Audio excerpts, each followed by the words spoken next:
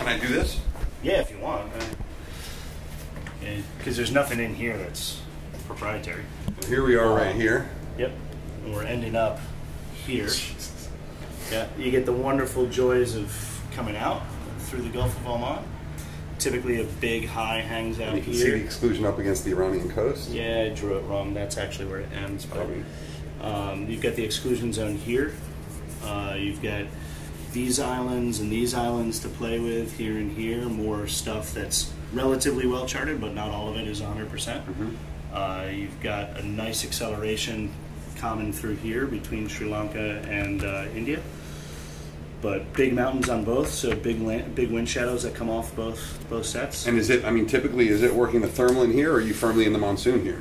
You're generally into the monsoon here. Right. There's thermals up close to shore, but it's tricky as to if you play too close to shore, then you get the wind shadow from the last mountain ranges here before you come across into the big pressure through the Palk Strait. Got it. An little exclusion zone to keep off of Sri Lanka. Buoy to honor here. A whole mess of buoys through the Malaccan Strait. That's its own separate issue that I'm sure you've already talked about a bunch. And the craziest traffic zone in the world. It's nuts. We looked yesterday, and yesterday afternoon there were over 1,700 ships within 60 miles either side of Singapore, just hanging out.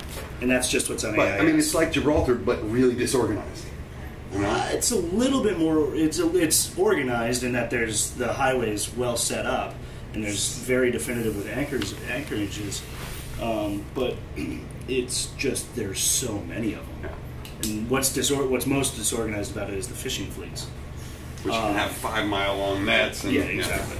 Then you got a trio of islands to honor here, here, and here, and then up into the South China Sea. And if you look over on this next chart here.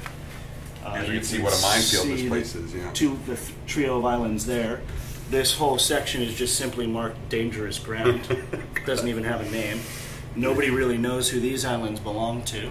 Although it's funny, if you zoom in on them every once in a while, you come upon a Chinese military base that's just been sprouted up. Yeah. Whole bunch of oil fields down through here off the southeast coast of Vietnam. It's a spectacular documentary, by the way, on YouTube, Vice News, about these islands and what they're they're building all these islands out of nothing just to put soldiers in the dirt. You know? Yeah, and then you come into Sanya, where the actual marina that we finish it next to doesn't even exist on the chart.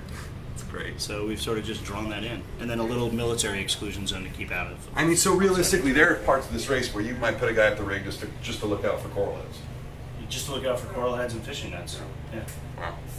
Hardcore. All right, get to work. Thanks, brother.